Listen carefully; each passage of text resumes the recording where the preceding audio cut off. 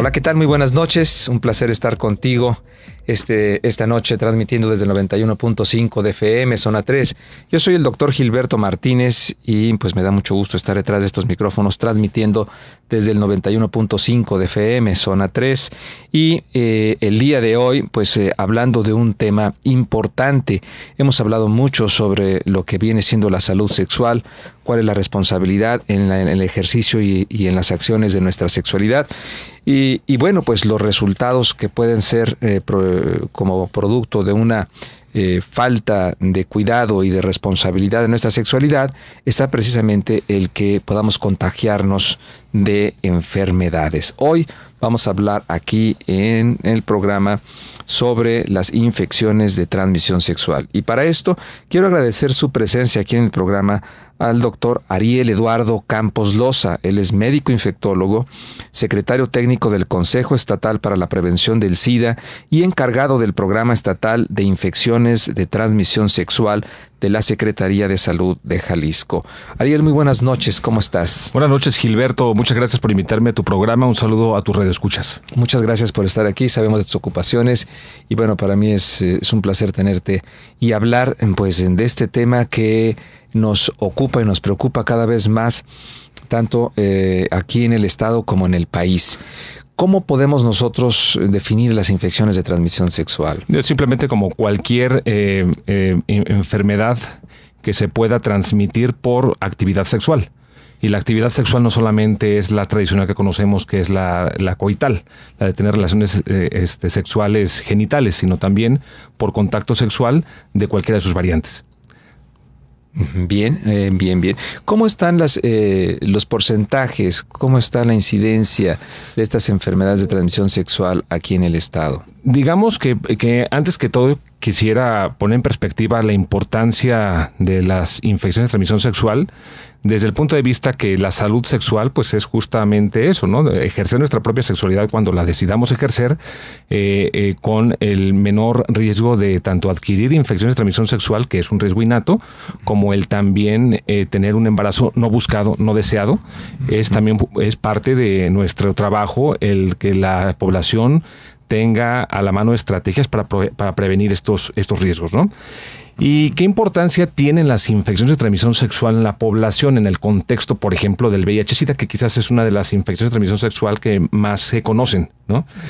Por el impacto negativo que tiene en múltiples niveles? Digamos que quiero ponerte en ejemplo que las infecciones de transmisión sexual pueden catalizar epidemias de otras infecciones de transmisión sexual, en este caso de VIH. Y te voy a poner un ejemplo específico, lo que pasó en su momento en los años 80 y 90 en Sudáfrica. En Sudáfrica, justamente a finales del apartheid, tú sabes, este tema de la segregación racial de muchísimas décadas que duró en Sudáfrica, de alguna manera eso tenía que ver con una falta de acceso a servicios de salud, sobre todo diagnósticos y de tratamiento oportuno para infecciones de transmisión sexual en la población, sobre todo la población negra, ¿no? En la población pobre. Y en este caso, la falta de atención de este tipo de infecciones de transmisión sexual impulsó una gran epidemia de VIH y de SIDA, que es la que conocemos actualmente en Sudáfrica, y actualmente Sudáfrica pues es el primer país del mundo con las mayores tasas de prevalencia y de incidencia de VIH-Sida. Mira, específicamente estamos hablando que por ahí en 1990 más o menos existían entre 5 y 7 mujeres con VIH de cada 1000 en Sudáfrica, y justamente por no atender a tiempo una epidemia de infecciones de transmisión sexual, específicamente de herpes genital, al no tener una estrategia conjunta con mantener el abasto suficiente de antibióticos, el diagnóstico sindrómico, prácticamente 10 años después, esta tasa de 7 gentes de cada 1000 mujeres, pues se transformó en 17 de cada 100. O sea, fue una explosión de SIDA justamente relacionado a esta epidemia de infecciones de transmisión sexual. Digamos que las ITS, así vamos a llamarles, infecciones de transmisión sexual, vamos a abreviar como ITS, funcionan como catalizadores, como imanes de otras infecciones de transmisión sexual, específicamente el VIH. Esto no solamente atrae otras infecciones, sino también pueden comprometer nuestra vida sexual y también nuestra vida y nuestra salud reproductiva. O sea, también las infecciones de transmisión sexual es bien conocido que pueden causar esterilidad, también pueden causar trastornos funcionales, dolor, por ejemplo, y que esto nos disminuye la calidad de vida. Entonces, digamos que ese es el primer impacto.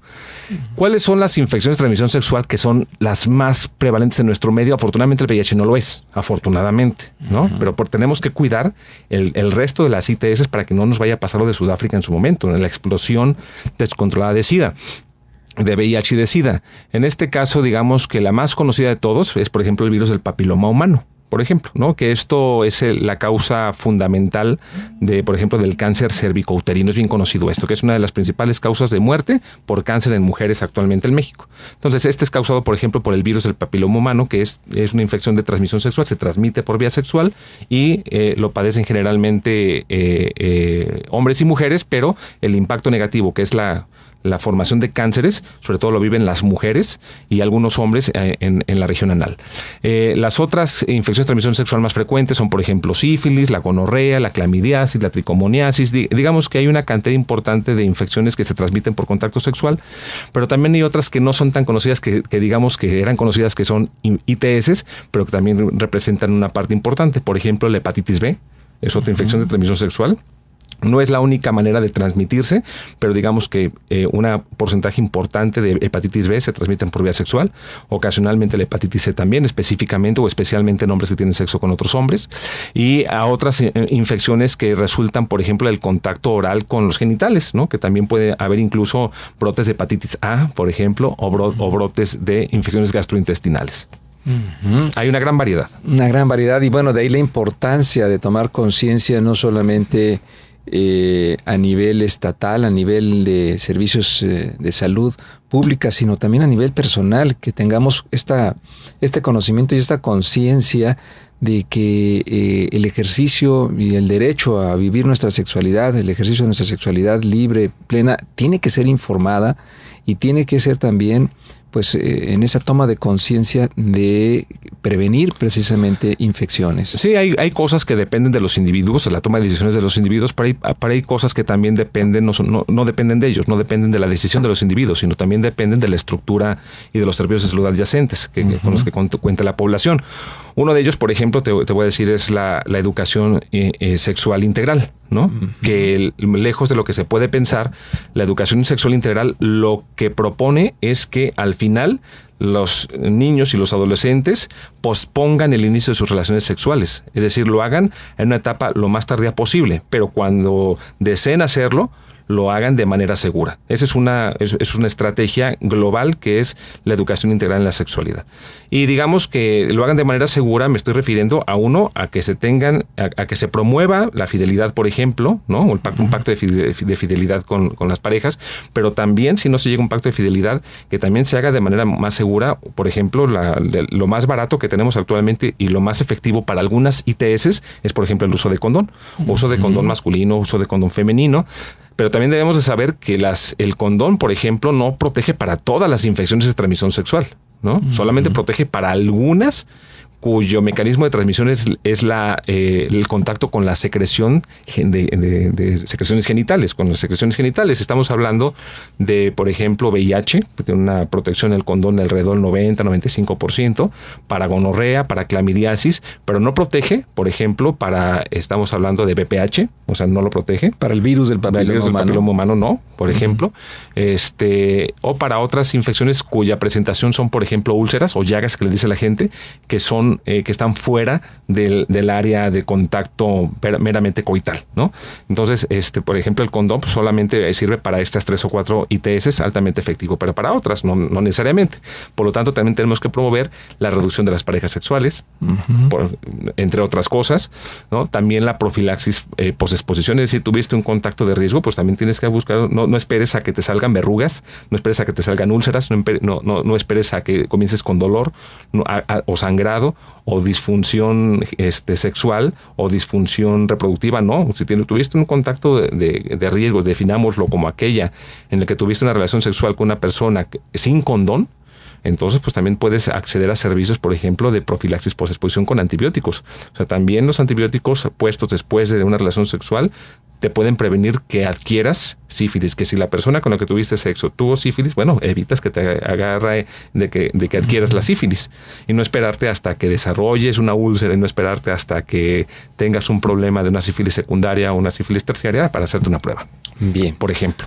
Bien, pues importante entender qué significan todos estos conceptos. Vamos a ir a nuestra primera pausa comercial, si me lo permites, doctor. Adelante, Gilberto. Pero importante entender qué es lo que significan todos estos conceptos.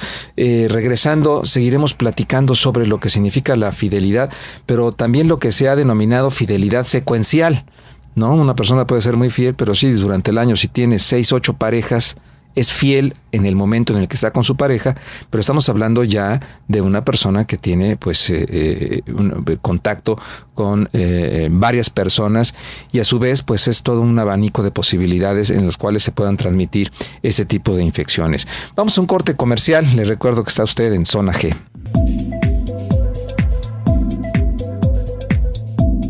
Bien, continuamos aquí en su programa Zona G, platicando con el doctor Ariel Eduardo Campos Loza, médico infectólogo encargado del Programa Estatal de Infecciones de Transmisión Sexual de la Secretaría de Salud Jalisco. Y antes de irnos al corte, Ariel, estábamos hablando sobre estos conceptos que nos debe de quedar muy claro para cuidar nuestra sexualidad y cuidar nuestro derecho que tenemos de vivirla de una manera autónoma, de una manera independiente, de una manera gratificante, pero sobre todo de una manera informada y saludable. ¿Qué significa esta parte en la que yo decía fidelidad secuencial? Sí, fíjate que existe un fenómeno cultural, al menos en nuestra parte del mundo, occidental, donde sí se promueve la fidelidad culturalmente hablando, pero también tenemos una poligamia secuencial. Es decir, tenemos una pareja en un momento, bien tú lo has descrito, tal cual, que podemos ser fieles en ese momento, pero posteriormente terminamos con esa pareja y tenemos otra y otra y otra y otra y otra, entonces se convierte en el que en algún momento podamos tener una determinada cantidad de parejas. Hay una relación importante entre la posibilidad de adquirir una infección de transmisión sexual, o sea, un evento no buscado o adverso en el ejercicio de la sexualidad, en este caso una ITS o un embarazo no deseado, mientras más parejas sexuales tengamos, ¿no? Independientemente de si seamos fieles o no seamos fieles. O sea, podemos tener la mejor fidelidad, pero si tenemos una poligamia secuencial, incrementamos nuestro riesgo de adquirir una infección de transmisión sexual, incluyendo el VIH. Es ahí lo importante de entender el por qué necesitamos también pues tener una conciencia en el desarrollo de nuestra sexualidad. Muchos chavos y no tan chavos, porque luego de repente decimos, es que los chavos, cuando los adultos también vemos que tienen un ejercicio y una práctica de su genitalidad a diestra y siniestra, donde, bueno, están desafiando todo y no creen que a ellos les vaya a pasar. Claro, digamos que pues el ejercicio de la sexualidad es natural y bueno, pues es parte de esa gratificación que se obtiene a partir del ejercicio de la sexualidad que mucha gente busca. Bueno, es parte de la salud sexual, y eso no es algo malo, no, sino los riesgos a los que te puedes enfrentar si no ejerces esa sexualidad de esta manera, como ya te comenté y como lo has descrito, de manera informada y de alguna manera segura. Todos los grupos de edad, una vez que inician sus relaciones sexuales, van a tener relaciones sexuales hasta que mueren. ¿No? Obviamente unos de una manera más intensa que otros, pero definitivamente todos los grupos etarios, todos los grupos de edad tienen relaciones sexuales, hasta nuestros abuelitos y nuestras abuelitas, aunque no nos imaginemos o no queramos pensarlo, también nuestros abuelitos tienen relaciones sexuales, y esto evidentemente pone a todos los grupos de edad en ciertos riesgos de adquirir infecciones de transmisión sexual. Obviamente los más vulnerables en este momento, ¿no? Porque son los que más parejas sexuales pueden tener o más actividad sexual se puede tener, es la gente definitivamente joven. Ahí es donde se acumulan los casos de infección de transmisión sexual. Ahí es donde se acumulan los inicios de las transmisiones de la infección por VIH, por ejemplo, ¿no? Así que digamos que todo el mundo tenemos que tomar en cuenta que está en cierta vulnerabilidad para adquirir una infección de transmisión sexual. ¿Qué tanto se asocia esta práctica de la actividad sexual con el alcohol, por ejemplo? No, bueno, también más que una actividad sexual, más bien una actividad sexual desinhibida. Uh-huh. Es decir, las sustancias, en este caso la pregunta concreta en alcohol, sí tiene una actividad inhibitoria de la sexualidad en ciertos grados de alcoholismo ya de toxicidad, ¿no? Pero cuando una persona tiene una intoxicación leve de alcohol, es decir, cuando apenas está tomando 2, 3, 4 cervezas y apenas está induciendo, esa persona en ese momento tiene una actividad desinhibida. Uh-huh. Entonces, cuando puede tener una actividad sexual con alguna pareja en su momento no de una manera no protegida y pues se puede exponer a adquirir una infección de transmisión sexual. Es cuando se animan, ¿no? Es cuando se animan, exacto. Uh-huh. Ya cuando estás muy borracho y que ya no te puedes ni mover, pues al contrario, o sea, ya el alcohol actúa como inhibitorio, ¿no? O sea, ya ni sexo puedes tener. Pero digamos que el alcohol con ciertos grados leves de toxicidad, bueno, pues sí desinhiben a las personas. Sí, y eso también es importante platicarlo y que vaya incluido en estos programas preventivos, ¿no? El uso de sustancias que puedan en un momento determinado hacer más laxa la conciencia, la responsabilidad y la toma de decisiones acertadas, ¿no? Por parte de los jóvenes y de los no tan jóvenes, ¿no? Bueno, pues esto va de la mano, repito, con los temas de educación integral de sexualidad, que eso los debe de llevar desde la misma familia, en lo privado, pero también en el sector público, definitivamente en las escuelas. Eso es innegable que así debe de ser, al menos la visión actual.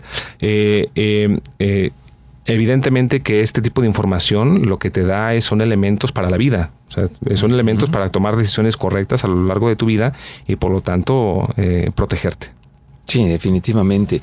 Y pues encontramos todavía, Ariel, esta reticencia a que ciertos padres de familia no hablen de sexo en sus casas o inclusive que estén en contra de que hablen en las escuelas de sexo y se pueda promulgar una educación sexual responsable desde la escuela, la familia y que esto se transmita hacia la comunidad. Sí, de manera que nosotros somos muy respetuosos en el tema de que la familia le debe de entrar al tema de la educación sexual con los mismos hijos, eso definitivamente, pero también tenemos que entender que hay elementos o hay grupos poblacionales en los cuales no tienen ningún tipo de acceso a información sexual y esto pone en peligro a la misma población. O sea, la educación integral en sexualidad, te repito, lo que intenta hacer es que los niños, los adolescentes en su momento, claro, la información es para cada grupo de edad, ¿no? Muy específico de acuerdo a su nivel de desarrollo y de intelecto, para que pueda prolongar el inicio de sus relaciones sexuales, es decir, que no lo haga de la manera más joven posible, sino al contrario, y cuando la decida iniciar, pues lo haga de una manera consciente, responsable, con los riesgos mínimos de tener un evento adverso. Y no solamente eso, sino también la educación sexual integral también protege a los niños de ser abusados sexualmente. Es un tema súper importante. O sea, permite que los niños identifiquen un riesgo en su entorno, tanto familiar, pero también externo en la misma escuela, que evite que esos niños sean abusados sexualmente. Esa información sobre educación sexual también es preventiva para que la gente no sea abusada sexualmente. Sí, creo que de repente no nos damos cuenta como sociedad la importancia de los programas de educación sexual y la importancia que tiene que ver dentro de la Secretaría de Salud el hecho de voltear a ver todo un panorama en el cual están incluyendo muchas condiciones desfavorables para nuestros niños, para nuestros jóvenes, para nuestras niñas, y que los programas de educación sexual no se pueden ver o no pueden ser vistos desde una óptica en el que se le está dando permiso a los chavos a tener relaciones sexuales, porque bueno, pues se ha demostrado que un chavo, mientras más información tenga, va a retrasar su inicio de vida sexual activa. Exactamente, es el mismo ejemplo con el asunto, por ejemplo, de los condones. El otorgar condones o el tener acceso a condones, eso no promueve no hace que los adolescentes inicien relaciones sexuales. No, lo que promueve es que cuando decidan iniciar relaciones sexuales lo hagan de manera protegida y que no adquieran infecciones de transmisión sexual que pueden proteger el condón o reducir las tasas de embarazo adolescente. Eso definitivamente sí impacta. Sí. Y por otro lado, pues este asunto que tú nos estás mencionando, que es importantísimo, el hecho también de la prevención del abuso sexual, ¿no? Definitivamente. Muchas veces se queda en el silencio, se queda relegado, se queda en la negación Eso también, estimados radioescuchas, también se ven en los programas de educación sexual, también se ven en los libros y en los cuadernos que la Secretaría de Educación proporciona a las escuelas, y yo creo que eso es un punto importantísimo que tenemos que también tener en cuenta para poder estar a favor de los programas de educación sexual, para podernos informar nosotros como adultos, concientizar y de alguna manera acompañar a nuestros niños y a nuestros jóvenes a vivir una sexualidad más responsable, ¿no? Definitivamente eso nos hará que tengamos una epidemia estable como la seguimos teniendo ahora en temas de VIH y SIDA, por ejemplo, también una epidemia estable en otras infecciones de transmisión sexual a través de estas estrategias múltiples de abordaje para la prevención, ¿no? Las estructurales que ya estamos comentando ahora, pero también los servicios médicos específicos con los que cuenta la Secretaría de Salud. Bien, bueno, pues vamos a nuestra siguiente pausa comercial. El día de hoy estamos hablando sobre las infecciones de transmisión sexual. Importante el tema para reflexionar qué tanto sabemos de ellas, y si no sabemos, cómo nos vamos a informar, conocer y en un momento determinado tener una elección y una decisión que nos lleve precisamente a conservar nuestra salud sexual. Vamos a un corte comercial. Está usted en Zona G. Bien, gracias por permanecer en la sintonía. Estamos transmitiendo desde el 91.5 de FM, Zona 3. Yo soy el doctor Gilberto Martínez, platicando esta noche con el doctor Ariel Campos Loza, médico infectólogo, secretario técnico del Consejo Estatal para la Prevención del SIDA y encargado del Programa Estatal de Infecciones de Transmisión Sexual de la Secretaría de Salud de Jalisco. Hoy hablando precisamente sobre infecciones de transmisión sexual, la importancia que tiene que ver con el conocimiento, la sensibilidad y la toma de conciencia de que existe también consecuencias cuando nosotros tomamos decisiones o elecciones en torno al ejercicio de nuestra sexualidad.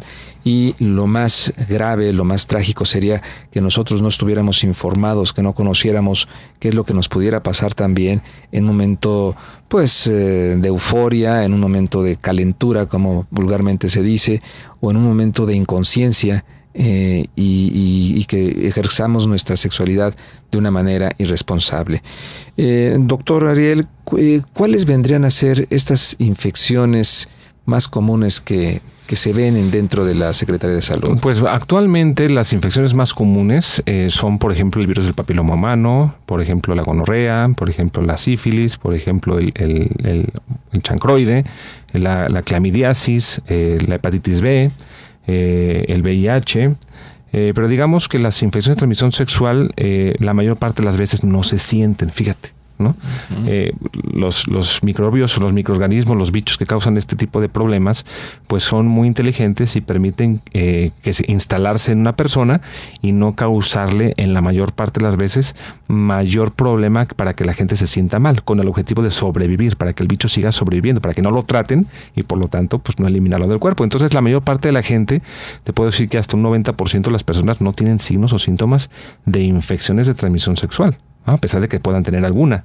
Eso hace que actualmente la población acuda básicamente cuando tiene un problema de salud, es decir, cuando alguien se ve que en los genitales le aparece una úlcera, una llaga, o que le aparece una verruga, o que de repente tiene problemas porque le duele cuando orina o cuando defeca, o porque observa que comienza a manchar su ropa interior, ¿no?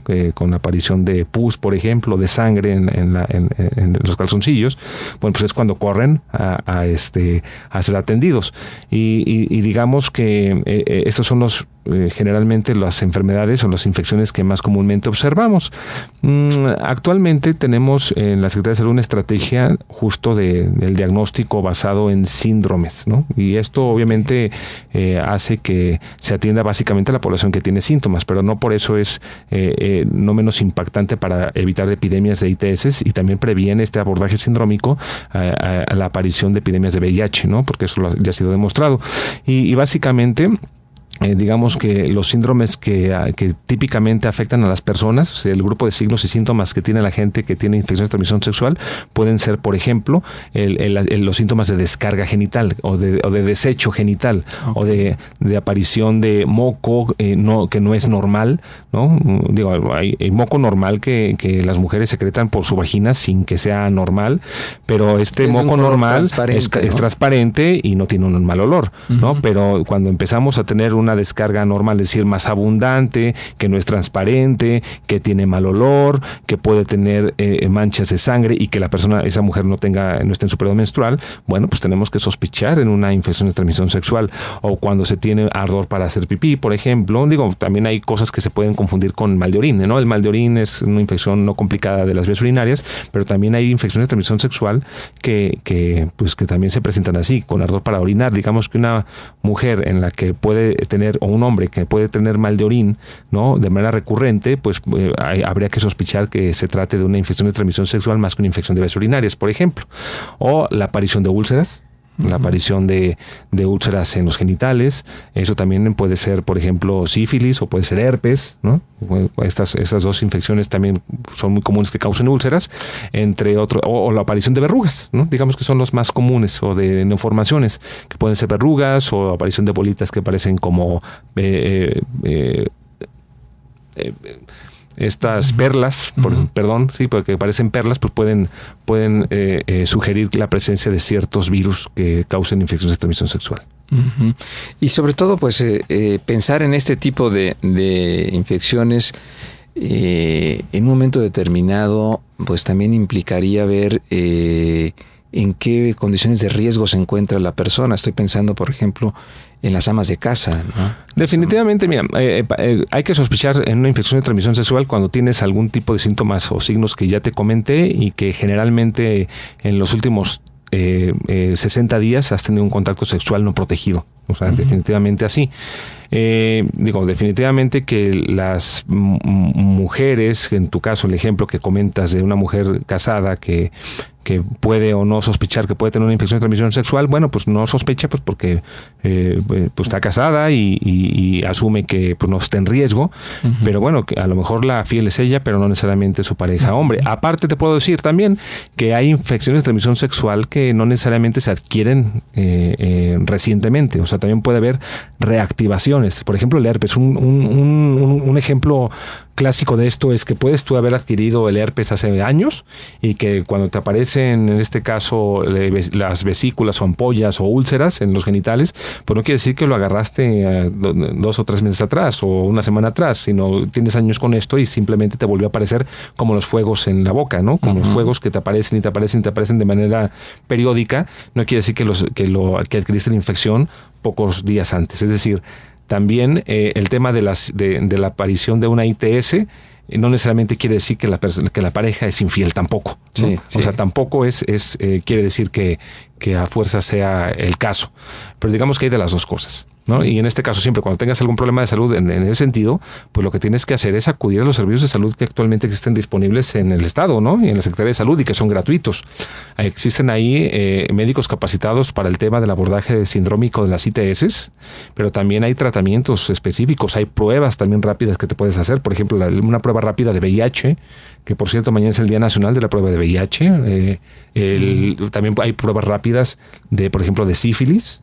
También son pruebas muy confiables que eventualmente te dan un diagnóstico negativo o presunto positivo en 15 minutos, por ejemplo. Y esa es la razón por la que actualmente estamos usando muchas pruebas rápidas de sífilis, y esto ha incrementado nuestras tasas de diagnóstico. Estamos mejorando por mucho el diagnóstico. Estamos descubriendo más casos que de alguna otra manera no se iban a saber que estaban ahí, ¿no? Y que inclusive la sífilis por algún tiempo quedó descartada de las posibilidades de aparición y que se retoma nuevamente. Así es, eso es en todo el mundo, ¿no? Eso es en todo el mundo. Digamos que hay un incremento de los casos de sífilis en todo el mundo, en México también. En Jalisco no somos la excepción, especialmente en ciertos grupos, por ejemplo, hombres que tienen sexo con otros hombres. El incremento de la sífilis es notable, pero también este incremento del diagnóstico va de la mano con la facilidad que tenemos ya para hacer el diagnóstico de sífilis. Te digo, te repito, antes se hacían los diagnósticos tenías que ir a un laboratorio donde el diagnóstico te lo daban 2 o 3 días después. a sacarte sangre entera de la vena. Y ahora no, ahora simplemente con un pinchazo en el dedo y en 15 minutos puedes saber si has estado en contacto con la bacteria de la sífilis. Y en este caso, pues ofrecerte un tratamiento incluso en la misma visita que estás haciendo con el médico, ¿no? Uh-huh. Ahora, hay infecciones que se pueden tratar, por ejemplo, las bacterias, por ejemplo, los hongos. Los virus, las infecciones causadas por virus, ¿se quitan o queda permanente ahí en el cuerpo? Sí, en esta gran variedad de ITS que hemos platicado, también podemos identificar que hay ITS que se curan y hay otras que se controlan y hay otras que ni se controlan ni se curan. Uh-huh. Pero afortunadamente la mayor parte de estas pueden ser al menos controlables. Y hay algunas que son curables. Generalmente las que son que no son curables, pero que pueden ser controlables, es el tema de los virus. Por ejemplo, el virus del papiloma humano en este momento no es curable, pero sí es tratable. En este caso, y al menos las consecuencias severas de la infección por VPH, por virus del papiloma humano, por ejemplo, la aparición de verrugas, simplemente quitando las verrugas, ¿no? se retira el problema, pero no se quita el virus. Si alguien desarrolla un problema, por ejemplo, de una displasia cervical, pues producto de la infección por VPH, pues también se quita y ya está. Pero el virus no se quita, el virus no se va. Pero sí se puede prevenir. Y estamos hablando también del tema de vacunas. Por ejemplo, también hay vacunas para infecciones de transmisión sexual. ¿Cuáles son las vacunas actualmente disponibles? Hay vacunas para VPH. Uh-huh. ¿No? Y actualmente hay en la Secretaría de Salud existe en disposición para vacuna de VPH, especialmente para niñas, ¿no? Que están en quinto año de primaria. La vacuna en este grupo etario las va a proteger para cuando estas niñas, cuando sean adultas, inicien sus relaciones sexuales, pues reducir la posibilidad de que adquieran las cepas de VPH que pueden causar tanto verrugas como potencial cáncer cervicuterino, por ejemplo. Importante eso que nos mencionas, Ariel, porque pues pensamos que nuestros hijos, al ser chicos, ser unos niños, ellos nunca van a tener relaciones sexuales. Claro. Y la verdad es de que cuando crezcan y estén ya en su fase adulta, pues tenemos como padres de familia, como maestros, como adultos, que acompañarlos y proporcionarles todos los ingredientes necesarios para que sean adultos que se desarrollen sanamente, conscientes y sobre todo que puedan prevenirse enfermedades de este tipo, como es, por ejemplo, llevar a vacunar a las niñas contra el virus del papiloma humano. Vamos a nuestra última pausa comercial. Regresamos en un instante. Bien, continuamos aquí en Zona G hablando sobre infecciones de transmisión sexual. Y pues una de las enfermedades que no debemos de dejar pasar, ni por supuesto tomarlo como una moda que dé miedo, sino al contrario, una enfermedad que nos debe de invitar a conocerla más, a saber cómo aparece, a saberla cómo se instala a través de el desconocimiento, la ignorancia, la inconsciencia, pues es precisamente el VIH-Sida. Yo le quiero preguntar al doctor Ariel Eduardo Campos, médico infectólogo, actualmente, ¿cómo están las cifras de VIH aquí en nuestro estado? Afortunadamente, Gilberto, tenemos una epidemia estable de VIH y de SIDA. El SIDA está reduciéndose considerablemente porque el SIDA es la fase tardía, la fase mala, la fase que mata en las personas que viven con VIH. Y el SIDA está reduciéndose porque lo estamos tratando y lo estamos tratando bien. Y no solamente eso, sino que estamos cada vez diagnosticando a la gente con etapas más tempranas de su enfermedad. Por lo tanto, nos permite ofrecerles tratamiento gratuito, ininterrumpido, con medicamentos antirretrovirales, que eso les evita desarrollar SIDA y morir por esta enfermedad. Actualmente tenemos una gran oportunidad, y México la puede alcanzar, Jalisco no es la excepción, en poder eventualmente controlar esta epidemia de VIH y de SIDA que vive el mundo. Debemos recordar que el VIH es una infección no curable y es una infección catastrófica si esta no es atendida a tiempo. Y también se transmite, es un virus muy sexual. Y por lo tanto, pues prácticamente todo el mundo somos vulnerables a adquirir la infección por VIH eventualmente. Hay unos grupos más vulnerables que otros, pero todo el mundo finalmente somos biológicamente susceptibles a adquirir la infección por VIH. Actualmente podemos controlar la epidemia, diagnosticando tempranamente a las personas que viven con el virus y que no lo saben. Digamos que es una infección que dura muchos años y que la gente no se siente mal y que generalmente, o que era la tradición, que se acudían a hacerse un diagnóstico de VIH hasta que desarrollaban problemas de salud, o sea, 7, 8 años después de haber adquirido la infección. Actualmente intentamos que el diagnóstico sea lo más cercano posible a la fecha en la que la persona adquirió la infección por VIH. Esa es la razón por la que estamos promoviendo la aplicación de pruebas de VIH gratuitas, rápidas, basadas en consejería en la Secretaría de Salud en Jalisco. Actualmente tenemos una disposición completa para que toda aquella población, todos aquellos individuos, hombres, mujeres, que tengan esa inquietud acerca de saber su estatus de VIH, puedan acudir a cualquier centro de salud cercano a su domicilio y soliciten de manera gratuita una prueba de VIH. No se les va a pedir información confidencial, esta va a ser con consejería y su diagnóstico, su resultado se les va a dar en 15 minutos y esto nos va a permitir descubrir a una cantidad importante de gente que no sabía que tenía la infección por VIH. Y al no saberla y en ese momento saber que sí tiene la infección, pues confirmarla de manera gratuita. No va a gastar un solo peso esa persona con nosotros y nos va a permitir ofrecerle tratamiento ininterrumpido y gratuito. ¿Qué ventajas tiene exactamente el diagnóstico temprano? Eso es importante que hagamos énfasis, Ariel, porque mucha gente de entrada dirá, no, qué miedo que me digan que tengo. Así ¿no? es. Y al contrario, es que bueno que en un momento determinado puedan diagnosticarte tempranamente. Hay dos ventajas importantísimas en el diagnóstico temprano. Uno, te permite salvar la vida. Es decir, aparte te queda claro, ¿no? Si tienes esa duda de que, híjole, es que no sé si tengo la infección o no tengo la infección porque me acuerdo de aquella vez que estuve con una persona y tengo la duda, ¿no? En ese momento, uno, te va a hacerte una prueba, te va a permitir quitarte de la duda de entrada. La mayor parte de las veces va a ser negativa la prueba. Entonces eso te va a dar, primero, un alivio a saber que no estás reactivo, es decir, que estás negativo, ¿no? Y en este caso te va a permitir que en la siguiente relación sexual lo más probable es que uses condón, porque ya sabes que estás negativo.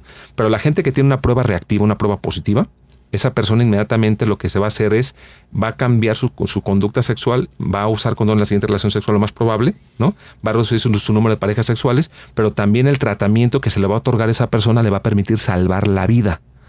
Okay. ¿Por qué? Porque no va a desarrollar SIDA, no va a desarrollar esa fase final de la enfermedad, por lo tanto va a salvar la vida.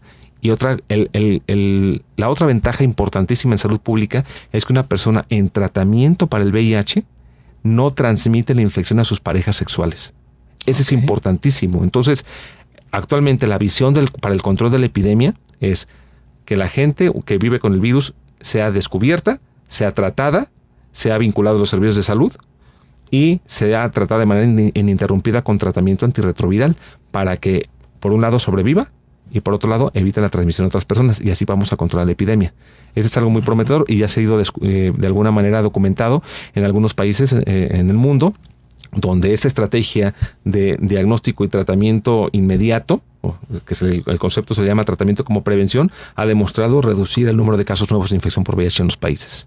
Pues eso es muy importante y qué importante saberlo, entenderlo y afrontarlo, ¿no? Porque es la manera en la que, tomando conciencia de la sociedad, es como vamos a evitar también estas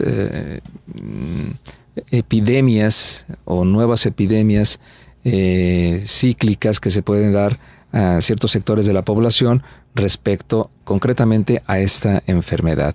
Sí, definitivamente que la gente debe estar siempre con la alerta, siempre teniendo esta en mente que el ejercicio de la sexualidad tiene ciertos riesgos que también se tienen que asumir, que por supuesto habría que disfrutar la sexualidad, es parte de nuestra salud como seres humanos, pero tenemos que estar atentos de las consecuencias que puede haber y en este caso pues hacerlo de la manera más responsable. Sí, sobre todo esto que nos acabas de mencionar, que es importante, el que muchas personas viven con VIH y no se dan cuenta. Sí, mira, a nivel México estamos hablando que de cada 100 personas que viven con el virus, alrededor de 34 personas no conocen que viven con el virus, de cada 100. a nivel México. En Jalisco, nos estamos poniendo las pilas ya desde hace varios años en el tema de la expansión, de facilitación del acceso de las pruebas de VIH para que la gente se haga pruebas y que conozca su estatus. Y nosotros estamos arriba del promedio nacional, estamos alrededor del 76%, es decir, 24 personas de cada 100 no saben que viven con el virus. Esto es menos que a nivel nacional, pero de todos modos 26 de cada 100 es una cantidad importante que es el motor de la epidemia. Es decir, la gente que no sabe que vive con el virus es la gente que puede estar en riesgo de morir por SIDA, pero es la gente que también transmite la infección a otras personas. Entonces, tenemos que descubrir quiénes son esas personas para que siempre salvaguardando la confidencialidad en el marco de derechos humanos. Tú sabes el tema importante del tema de discriminación por muchas causas, incluyendo las de enfermedad, incluyendo el VIH o incluyendo por ser una persona que pueda tener una orientación sexual, una identidad de género diferente a lo de la mayoría de las personas, o por ser usuario de drogas inyectables, por ejemplo, son sujetos a estigma y discriminación horrendos. Sí. Entonces tenemos que cuidar también este tema de derechos humanos de estas personas para que puedan acceder al tratamiento y a salvar la vida y evitar la transmisión a otras personas. Y qué bueno que lo mencionas también este punto, porque mucha gente pues también tendrá miedo a exponerse a la discriminación y por lo tanto no acudir a un centro de salud y mucho menos acudir a su detección y atención temprana, ¿no? Si una persona por alguna razón no quiere acudir al centro de salud de su localidad, ¿no? También puede acompañarnos a nosotros en el Consejo Estatal para la Prevención del SIDA, en el CUESIDA, que estamos detrás del Hospital General de Occidente, conocido como Soquipan, y ahí en el CUESIDA Jalisco también ofrecemos servicios de atención gratuita para las personas que quieran hacerse pruebas de VIH. Afortunadamente, cada vez más tenemos más usuarios. En el 2012 se ofrecieron solamente 50 pruebas de VIH en todo el año. Este año estamos cerrando con alrededor de 1,100 pruebas. ¡Wow! O sea, sí, ya es mucha gente que va, y tenemos una tasa de positividad de alrededor de 10%, es decir, una de cada 10 pruebas que aplicamos es reactiva. Eso nos lo coloca como un sitio donde ya nos identifica la gente que puede ir con cierta con la gran confianza de que vamos a salvaguardar su identidad y les vamos a asegurar una atención gratuita y con calidad para su infección por VIH si es que tienen la infección. Una vez que la persona sale VIH negativo, ¿tiene que volverse a repetir la prueba por aquello de...? Sí, hay algunas, hay algunas personas que sí requieren de hacerse una segunda prueba. Digamos que la persona tuvo una relación sexual 2 o 3 semanas antes, evidentemente que ese periodo de ventana hace que la prueba que se haga en ese momento sea negativa. Pero la mayor parte de la gente que acude con nosotros a hacerse una prueba, digamos que ya tenía una exposición de riesgo varios meses atrás. Entonces por eso se le aplica en ese momento la prueba para asegurarnos de que no vivía con VIH desde antes, pero si esa persona está dentro del periodo de ventana, lo volvemos a citar. Bien, perfecto. Pues muchas gracias al doctor Ariel Eduardo Campos Loza, encargado del Programa Estatal de Infecciones de Transmisión Sexual de la Secretaría de Salud Jalisco, en el CUESIDA. ¿Teléfonos, Ariel? Claro que sí, 3030-7800, 3030-7801, 02 y 303, la terminación, por supuesto, pero también nos pueden buscar en Facebook, CUESIDA, también nuestro Twitter, CUESIDA Jalisco, y ahí con mucho gusto pueden hacernos preguntas y se las contestamos con mucho gusto. Así es, lo malo en este momento es no estar informado. Así es que, pues muchas gracias, Ariel, por tu presencia aquí en el programa. Gilberto, te agradezco tu invitación y le mando un saludo a tus radioescuchas. Muchas gracias. Gracias a usted por su atención. Yo soy el doctor Gilberto Martínez. Que pase muy buenas noches.